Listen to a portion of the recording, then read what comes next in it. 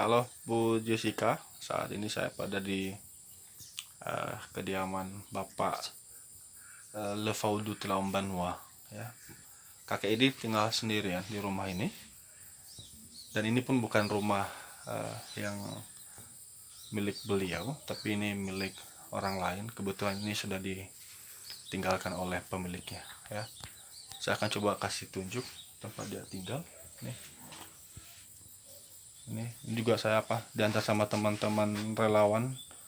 Ini rumahnya, ini sebenarnya ini rumahnya sebenarnya ini dapur, karena sebelumnya di depan ini ada dulu rumah.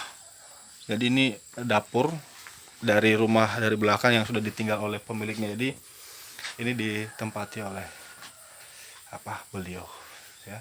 Tapi ini kita lagi mengusahakan kalau misalnya ada tempat nanti yang bisa dibahkan oleh pemerintah untuk beliau ya, mudah-mudahan ada solusi bisa membantu rumah sederhana untuk beliau ini supaya dia bisa tempat tinggal. Lalu di sini juga dia ini memasak sendiri.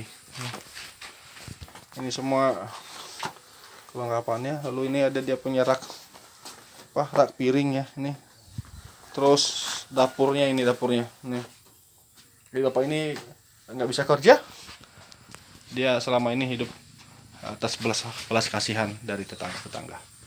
Oke, mudah-mudahan seluruh sahabat Jessica bisa membantu.